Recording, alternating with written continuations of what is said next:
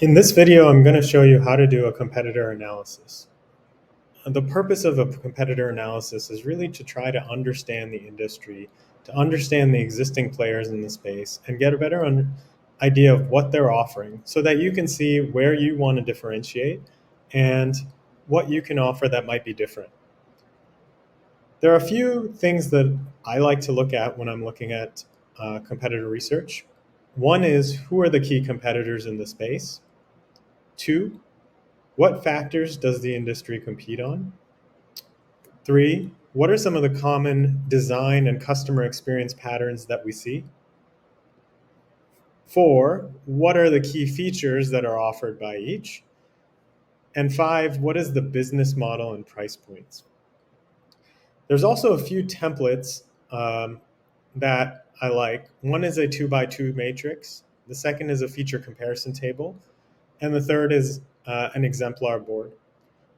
So I'm going to show you an example now of how to do this in a specific industry.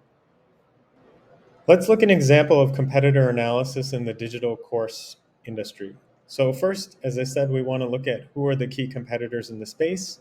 We've got traditional educational institutions, we've got online learning platforms, and we've got individual course creators. Now, what we can do is actually start to look at the competitive landscape. And one way to do this is to look at a couple of factors that are the primary differentiators within the industry. So, in other words, what are the reasons why people choose one particular course or company over another? I chose to focus on two parameters: course offerings and class size. So, on the bottom left, you'll see uh, companies that have a broad range of course offerings across multiple industries and relatively large class sizes. And these tend to be our massive online learning platforms like Udemy, Coursera, Skillshare. On the right side, you'll have more focused course offerings. So all the way on the right, you see Product School, which has products that are specific to only product managers and product people. Um, and again, potentially some larger course sizes. As you go higher up the matrix, you'll see um, the smaller class sizes. So on the top left is multiple different industries, but more cohort-based learning platforms, the ones that tend to have smaller class sizes, more focused on personal attention.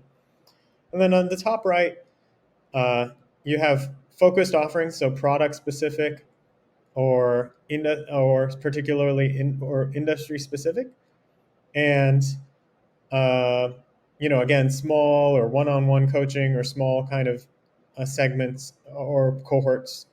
And a lot of the individual influencers fall in this top right category. So the main takeaways from doing a matrix like this are to think about where you want to compete, and also potentially identifying some of the areas where there may be some white space in the industry. So we could choose to focus and say, hey, we want to focus on sort of more focused product-only course offerings that are, small cohort-based platforms, or we could decide, hey, we want to compete with the massive online learning platforms and launch something that's multi-industry.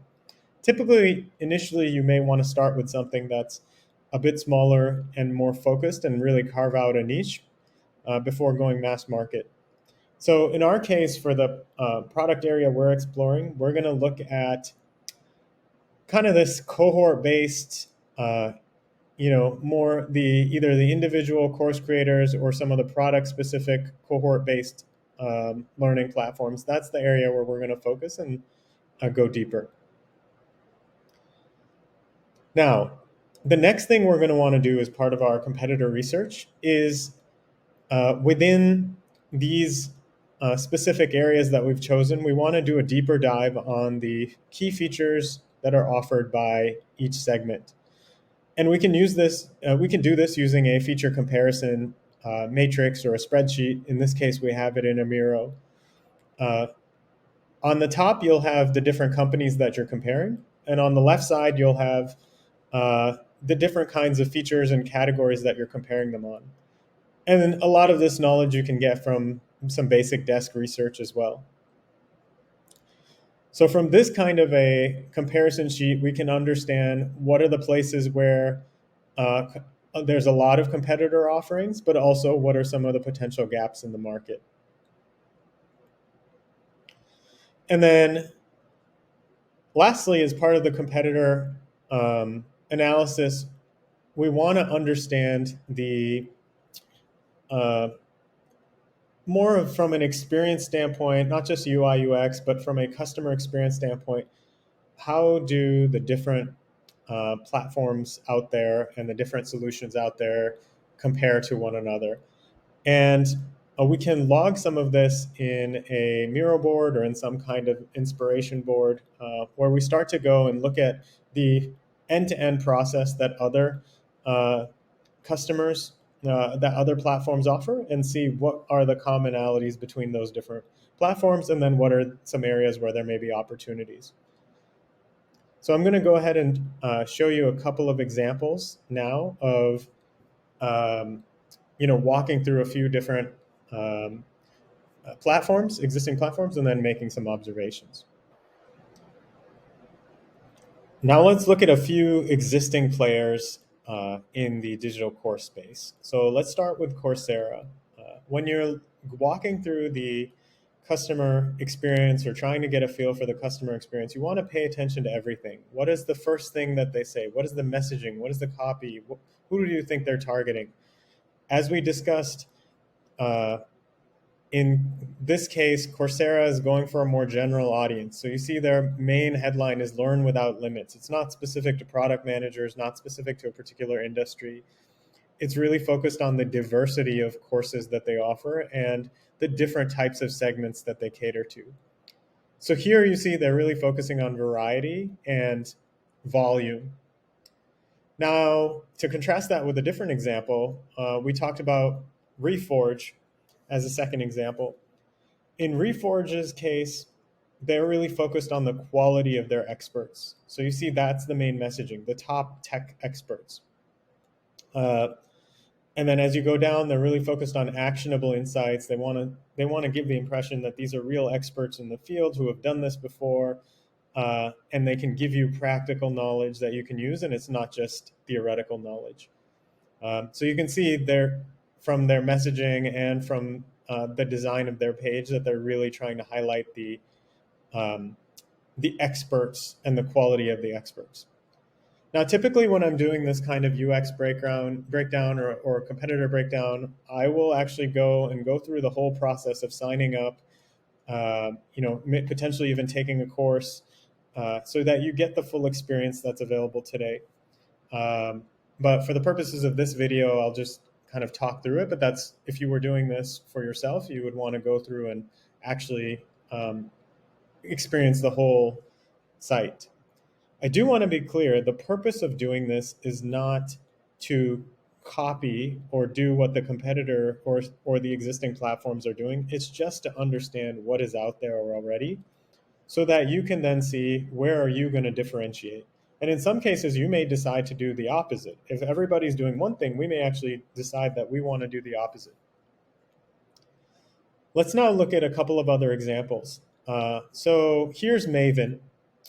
Maven, in this case, really tries to differentiate on the cohort side. So you can see they're really focused on quality experts, but also the peer-driven, cohort-based, live learning, smaller, more personalized attention. And you can see they have a few different kinds of courses. So if I click on product here, one thing I noticed about Maven is that, and this is an example of something, they have a lot of good content here, but right now it's not really grouped to cater to any particular audience. It's a random sampling of different kinds of product courses, but it's not. It doesn't tell you who it's for. Is it for an early stage PM or a later stage PM? And it's not grouped in a way that might suggest like a logical progression. So that may be an area for improvement here. Now, lastly, let's take a look at some of the individual course creators. So we've got, um, I went and saw some of the popular course creators on YouTube that focus on product. So here's one where this particular account, what I liked was that she really, she has very clear um, cover images for her videos. She adds a sense of humor into each video. It's a very personal experience compared to what we just saw on the online platforms that are more businesses. This is more of a day in the life. What is it really like to be a PM? So it's a much more personal connection. Here's another one. And again, she does a good job of having very clear cover images for her videos. Uh, the videos are well lit.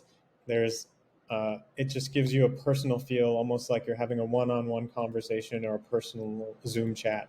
Um, and again, it's clear that there's a bit of polish and a lot of effort that went into these videos. So once you've gotten a sense, once you've walked through a few of these, you've gotten a sense of what's out there, you can take screenshots, you can, kind of capture any sort of notes that you think are relevant in your inspiration board, both on the things that worked well and also on the things that maybe were areas of improvement. I started to make a few notes here, on what are some of the common themes I saw across these different, uh, existing players. Now, one thing that I like to do when I've through across all of these different types of competitor research and analysis that we're doing is, as you're going through this, take really good notes. Write down everything that you observe. It doesn't even matter if you don't know exactly what it means yet, just anything that you think is kind of interesting. So, for example, I wrote down typical price points for individual courses are somewhere between $300 and $1,000. What's interesting, sometimes some things may even seem obvious, but I would still write it down. For example, one obvious thing is most of the content across all these platforms is video based. Now, on one hand, that seems fairly obvious as an observation, but it could also lead to some very interesting insights. What might content look like if it wasn't video based? Maybe there's an opportunity to do something more immersive. Maybe there's an opportunity to create a course that's a little bit different. So this is where making these observations will start to spark ideas that can then lead to interesting and unique and differentiated solutions. So I've noted down a few observations. You should note down dozens or if not hundreds of these. Write down as many as you can. And then in a future video, I'll show you how you can group them and consolidate them and identify some of the key themes and areas of differentiation. So that should give you a good handle on some of the things that we would want to do as part of a good competitor research and competitor analysis. What's going to come out of this is some key takeaways and a baseline understanding of what's out there.